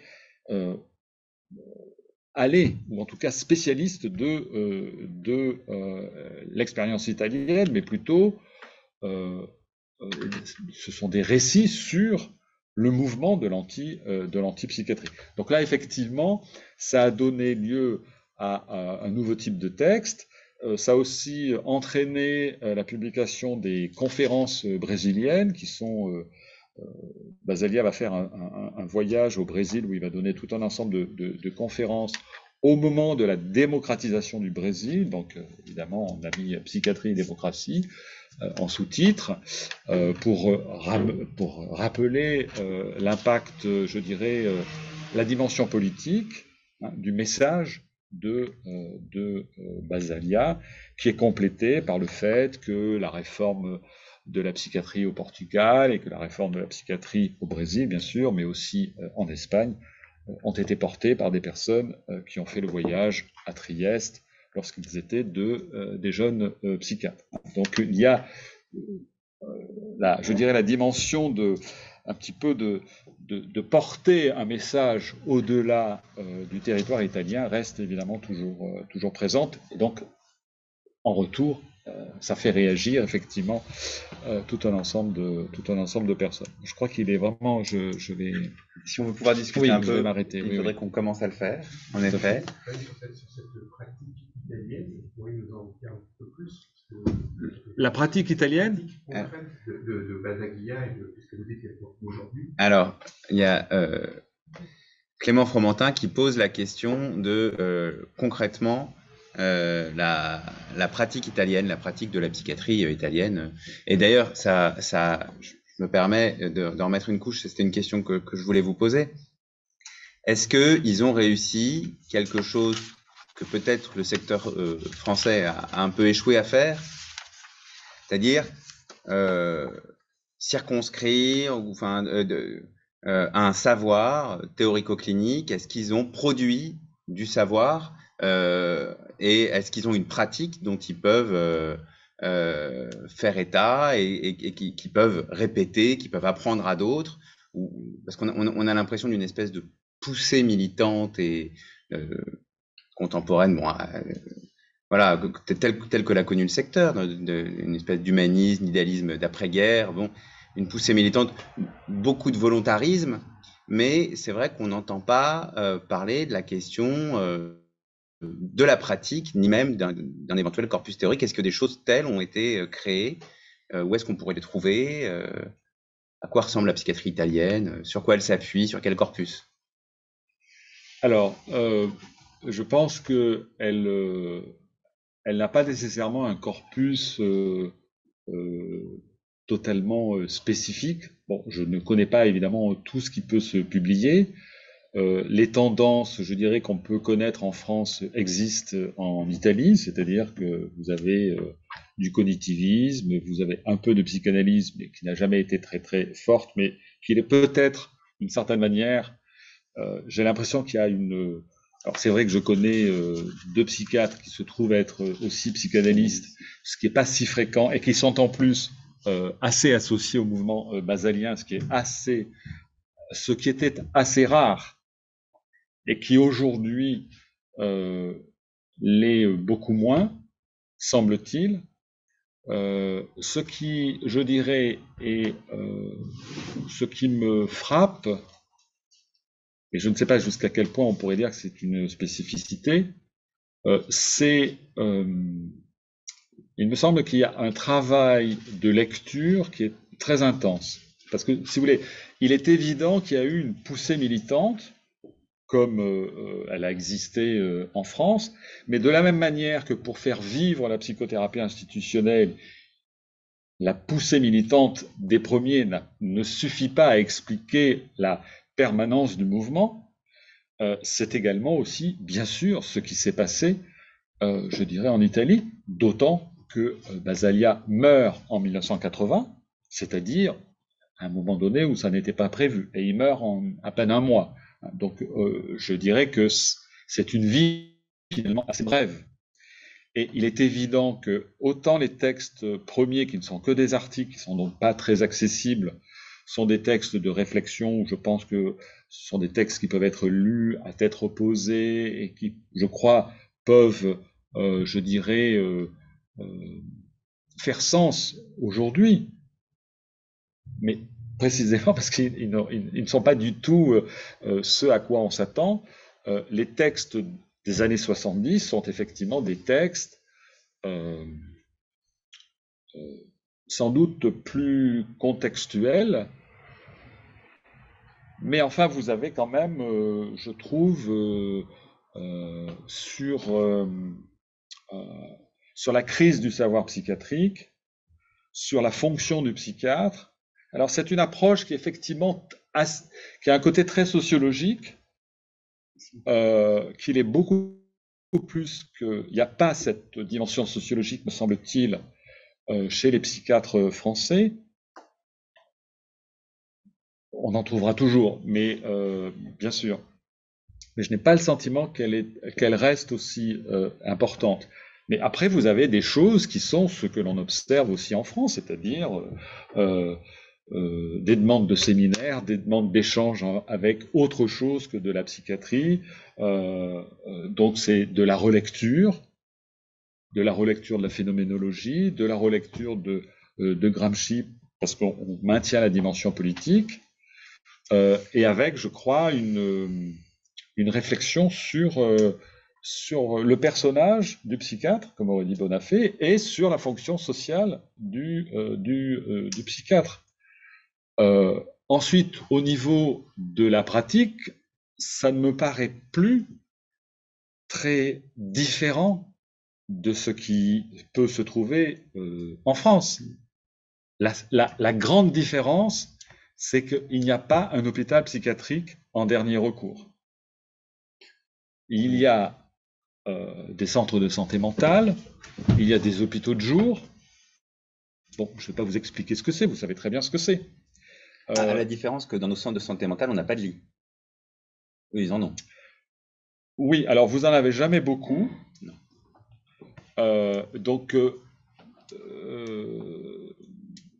Bon. Après, vous avez des procédures de réhabilitation sociale qui fonctionnent dans des tissus économiques qui sont relativement protégés. Bien, donc ça veut dire que ça n'est évidemment pas partout. Donc c'est plutôt dans les villes du Nord. Ça reste encore...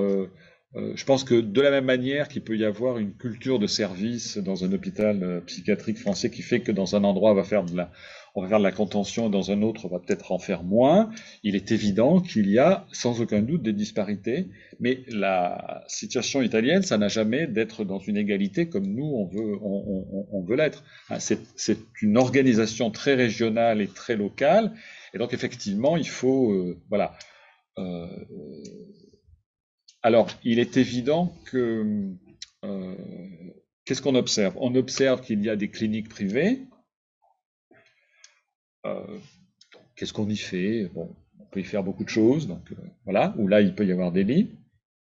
Des questions de chronicité sont toujours là.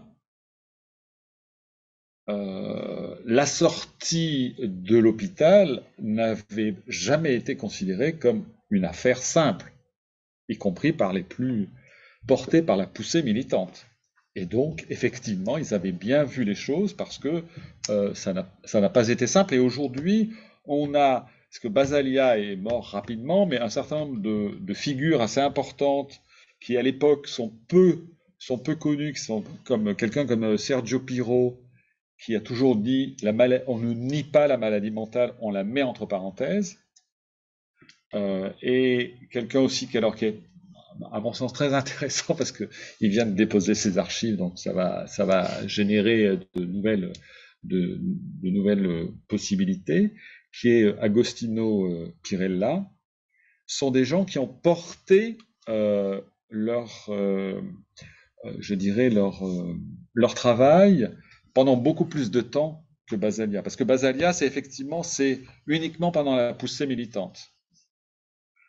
Les autres, il n'y a plus la poussée militante. C'est l'exercice au quotidien d'une psychiatrie qui, je pense, n'est pas plus, comment dirais-je, enfin que moi je ne vois en tout cas pas du tout comme triomphante par rapport à d'autres psychiatries. Le fait que Trieste soit centre collaborateur, c'est tout simplement parce que la question de la désinstitutionnalisation reste une question qui a été débattue après 1980 et que un certain nombre d'Italiens se battent pour, comme d'ailleurs aussi en France, me semble-t-il, pour faire comprendre que la désinstitutionnalisation, ça n'est pas la déshospitalisation, ça n'est pas uniquement réduire des infrastructures, c'est sans doute subvertir et donc essayer de créer des infrastructures qui soient effectivement différentes. Juste avant peut-être de donner la parole à la salle, moi j'y suis allé à Trieste, et pour faire une réponse de psychiatre à Clément Fromentin, comment ça se passe là-bas, je dirais que moi j'y suis allé il y a quelques temps maintenant, et avant que les questions de rétablissement et de handicap psychique apparaissent en France, moi je trouve qu'ils travaillent comme les services qui sont, comme on dit, très rétablissement. C'est-à-dire qu'ils essayent de laisser s'écouler un peu comme ça la vie du patient schizophrène, par exemple, en retirant les obstacles au maximum, en faisant des digues, en mettant... mais en n'en disant rien d'autre, en n'en faisant rien d'autre que d'essayer de le faire tenir avec nous. Il y a un truc un peu comme ça. Et donc finalement, c'est ici Luc Fauché nous parlait de son bricolage. Alors il ne s'agit pas du même bricolage, mais il y a une affaire quand même de bricolage très très noble, hein. On voit que c'est beaucoup de travail, que c'est des gens qui se relayent, qui maintiennent une forme de tension comme ça. Mais ça ressemble, si je pouvais t'en donner l'image qui me vient maintenant, alors que c'est anachronique, hein, parce que moi j'y suis allé, ces questions-là n'existaient pas, n'étaient pas traitées comme ça, mais ça ressemble un peu à des services qui feraient beaucoup de rétablissement, alors d'abord ils ne voient quasiment, moi j'étais à Trieste, uniquement à Trieste, ils ne voient que des sujets psychotiques. Je n'ai vu personne d'autre dans ces services, j'y ai passé pas mal de temps, je n'ai vu personne d'autre. C'est un choix politique fort, je pense, et qui leur permet de faire ce qu'ils font. Bon.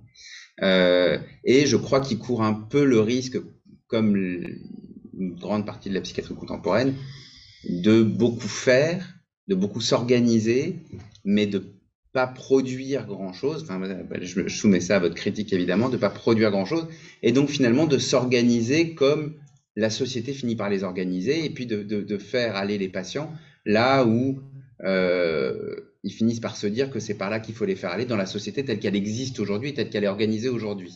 Et voilà, il y a quelque chose d'un peu comme ça que je ne sais pas ce que vous en pensez, mais que je verrais moi comme une critique de ce qu'ils font. C'est-à-dire que n'ayant pas un discours propre,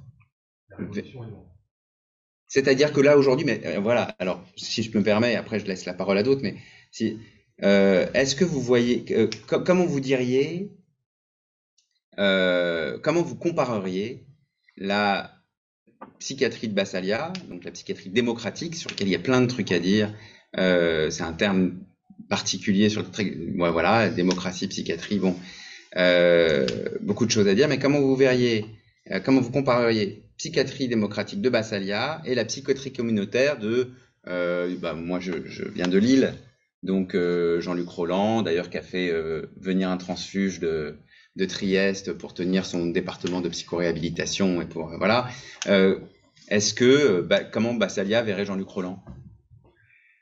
Alors bon, moi j'ai. Alors bon, enlevons les noms. Mais par exemple, parce que quand je suis allé à centre Trieste, CCOMS oui, aussi. tout à fait. Quand je suis allé à Trieste, il y avait Jean-Luc Roland. Et donc forcément, j'avais beaucoup. Moi, je notais parce que j'avais compris que j'aurais jamais la parole pour poser quelques questions, donc je notais, etc. Et donc Jean-Luc leur disait. Mais vous internez, mais vous faites du Prépinel, etc. Bon, alors ils étaient outrés, évidemment. Bon, je crois qu'il y avait une part un peu de provocation et de démagogie, mais voilà, lui, à un moment donné, m'a pris à partie et m'a dit, mais moi, ce que je fais à Lille, c'est pas ce qu'ils font, hein. Ils sont derrière moi. Bien. Bon, voilà. Alors, bon, ceci dit, l'idée, c'est-à-dire que comment dirais-je, on ne peut plus voir. Parce qu'une fois, je me souviens, les étudiants m'avaient dit, ah bon, tout ça pour ça?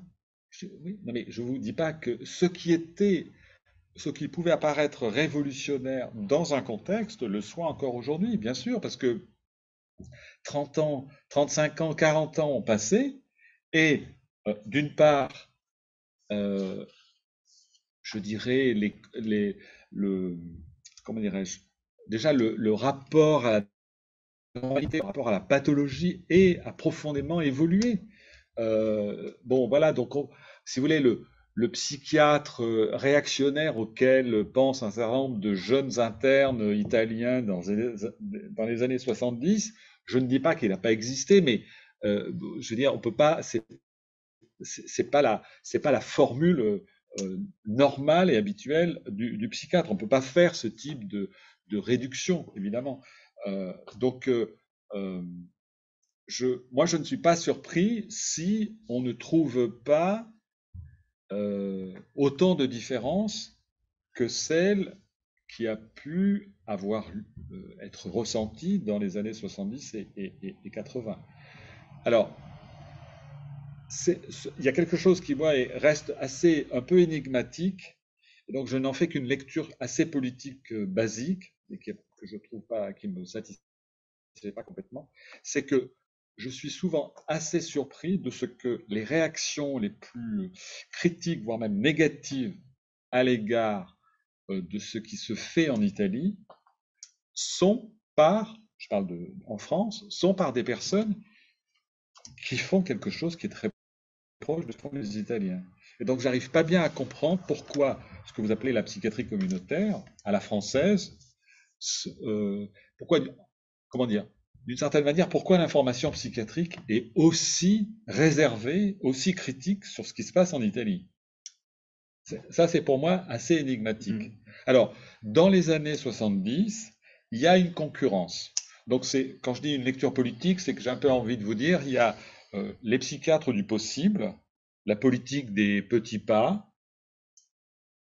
un Bonafé qui dit, écoutez, vous êtes bien gentil, mais on connaît tout ça, on sait.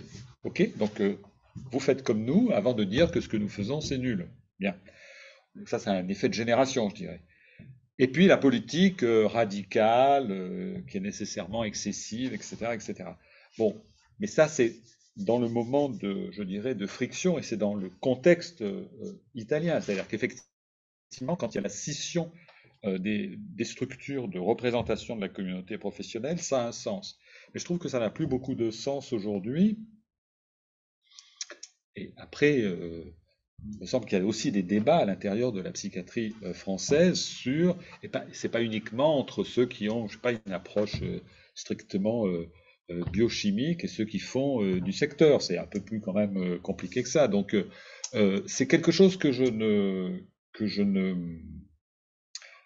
n'arrive pas bien à expliquer, de comprendre comme si ça restait comme une sorte d'attaque. Alors, c'est vrai, et je l'avais vu quand j'étais allé à Trieste, où j'avais été extrêmement mal reçu, des gens qui ne voulaient pas me répondre, qui me prenaient pour un journaliste, qui prenaient que je faisais une enquête, etc. Et je me disais, mais à chaque fois que je vais arriver, parce que quand j'étais allé aux archives de Lingue, juste après la polémique sur Lingue comme faussaire.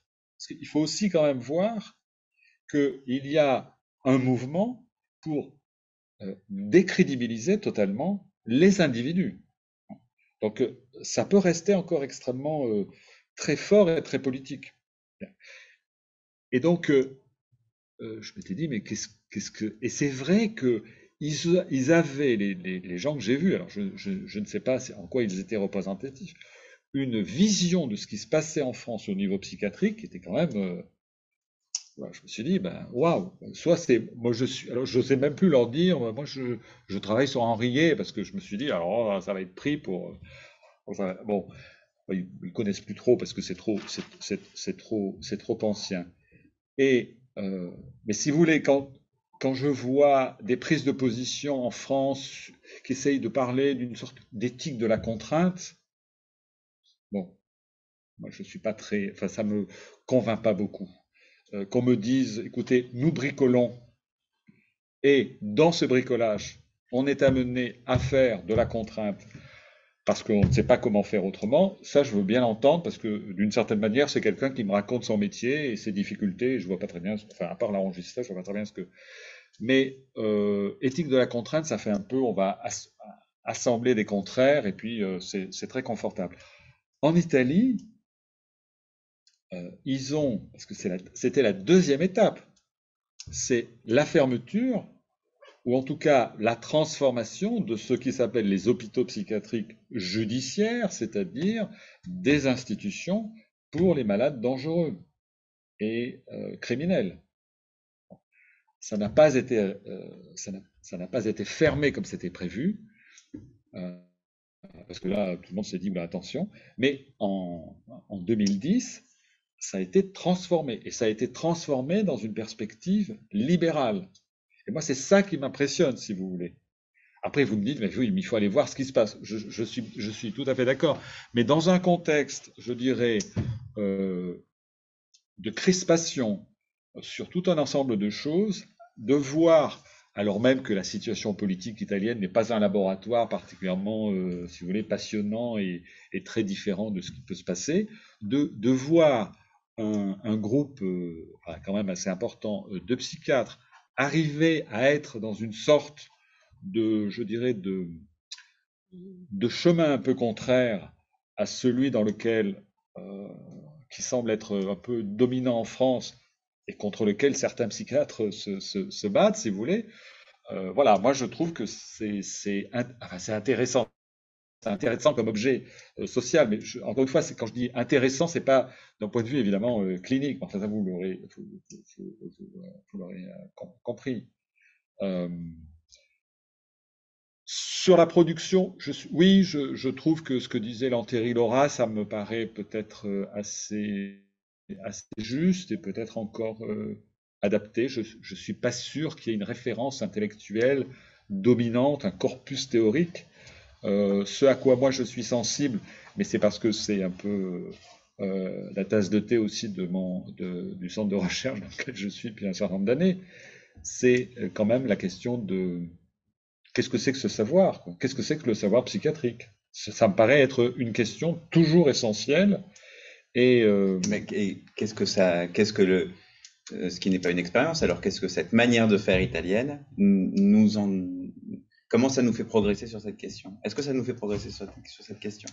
Déjà, sur les étiquetages, sur les processus de discrimination, de disqualification, d'une certaine manière, je pense que ça met en alerte le quotidien du psychiatre.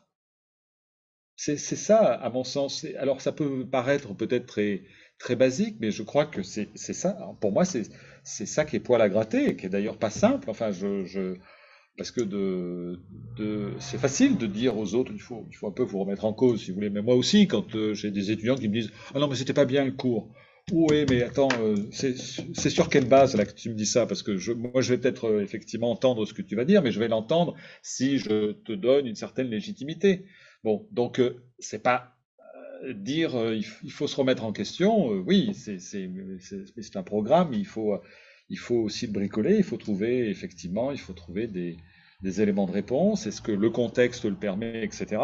Bon, c'est vrai que quand on va à Trieste, il y a toujours quelqu'un pour vous dire, ah oui, mais Trieste, c'est OK. Mais tout le reste, ben non, oui, Trieste, c'est bon, d'accord, c'est centre collaborateur, c'est pas pour rien que c'est centre collaborateur, parce que c'est effectivement réussi, c'est là qu'il y a les gens, je dirais que ce qui avait été monté par la ville dans les années 70-80 est relativement dans le même état. Donc ça fait sans doute une spécificité, il y a une certaine permanence, parce qu'il y a un accord sur une prise en charge par la communauté. On va juste, comme on a vraiment bientôt fini, est-ce qu'il y a des questions? Et dans la salle virtuelle, alors si j'imagine que les gens nous entendent, ce serait triste sinon, est-ce que vous avez une question à poser? Ou si vous n'en avez pas, il y en a dans la salle pas virtuelle. Oui. Oui, on vous écoute. Oui, bonsoir. Merci pour cette intervention très, très stimulante, très, très tonique aussi. J'ai beaucoup appris, on a pu rester en éveil. Merci. Des petites questions. Alors, vous avez évoqué plusieurs fois la formation psychiatrique et donc le syndicat des psychiatres des hôpitaux. Je pense qu'il y a des gens dans la salle, peut-être que je ne vois pas, mais dans la salle virtuelle dont je lis le nom qui pourrait en dire des choses mieux que moi certainement, mais par contre, vous n'avez pas évoqué, vous parliez d'Italie, mais comme vous avez évoqué les Français de ce côté-là, vous n'avez pas parlé en 68, au moment où tout ça se coalise, on a envie de dire, de la scission entre la neurologie et la psychiatrie, portée pour le coup par le syndicat des psychiatres français qui se crée à ce moment-là, et qui peut-être dit quelque chose aussi de cette divergence-là. Est-ce que la différenciation neurologie-psychiatrie est un sujet au travers de votre lecture de l'antipsychiatrie, et peut-être notamment aujourd'hui, hein, et est-ce que, puisqu'on en est là, nous, on est aussi à un moment athéorique, on n'a plus de corpus, hein, faut pas rêver, hein, on a des multiplicités de références, on a toujours eu, mais on est dans une psychiatrie athéorique, émiettée. Vous avez dit plusieurs fois les jeunes, tout ça, c'est très daté pour les jeunes, aussi bien la Révolution que Henriet. Est-ce qu'ils en sont aussi là, à cet émiettement, à ce pouvoir administratif, et du coup, on a séparé, je reviens avec le premier point que je disais, on a séparé neurologie et psychiatrie, mais peut-être qu'aujourd'hui, via l'avancée des neurosciences et avec ce que l'athéorisme soutient de la recherche en psychiatrie du côté des neurosciences, on va plutôt dans cette direction-là. Est-ce que tout ça, si j'ose dire un historien, c'est de l'histoire, enfin...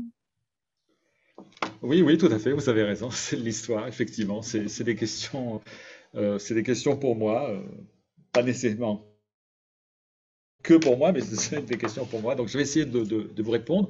Alors, sur la question neurologie-psychiatrie, les chaires italiennes sont des chaires de neurologie et de psychiatrie, hein, c'est le terme. Et elles sont visiblement, en tout cas, c'est une dénonciation qui est faite par Basaglia, elles sont des chaires de neurologie, d'une neurologie pauvre, fumeuse et qui ne sert à rien.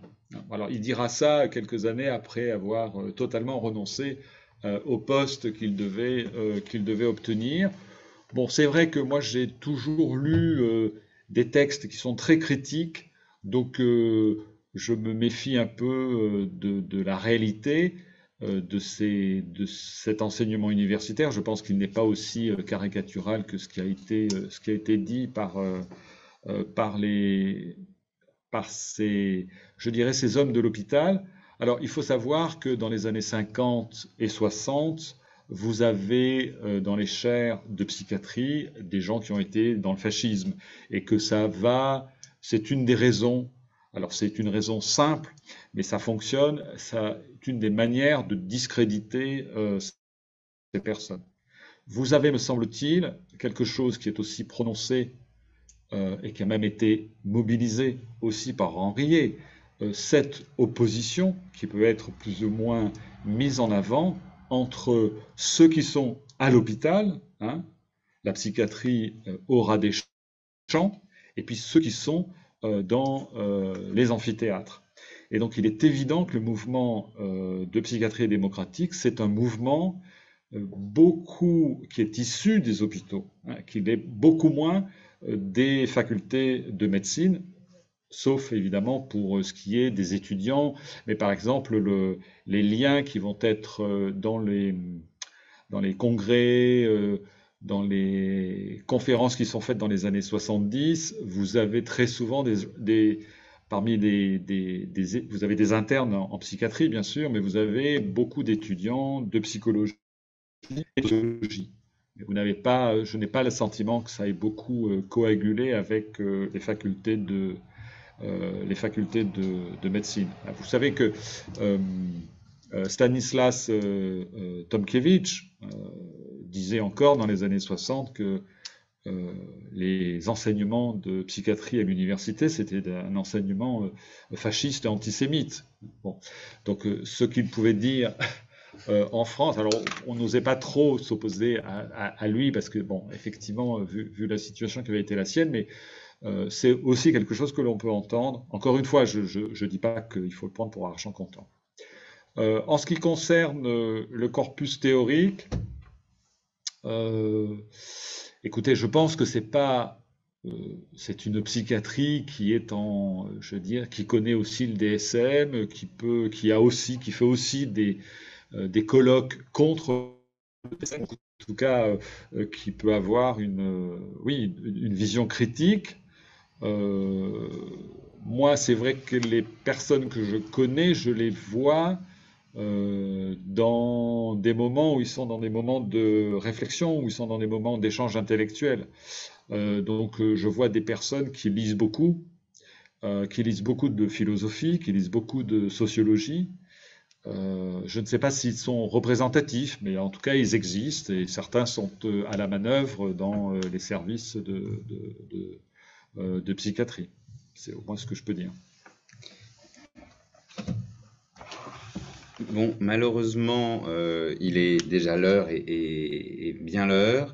Ça aurait pu durer vraiment beaucoup plus longtemps.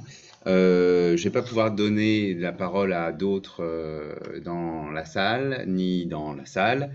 Moi, je retiens juste que l'expression psychiatrie démocratique, qui peut paraître comme ça naturelle, évidente et comme une utopie pour tous, pose beaucoup de questions et pose en particulier la question du rapport du savoir psychiatrique et du pouvoir psychiatrique. Et je pense que voilà, il nous faudra des séances à ce sujet. Merci beaucoup, Jean-Christophe Coffin. C'était passionnant. On n'a pas vu le temps passer du tout. Et à très bientôt, puisque vous venez à peu près une fois par an.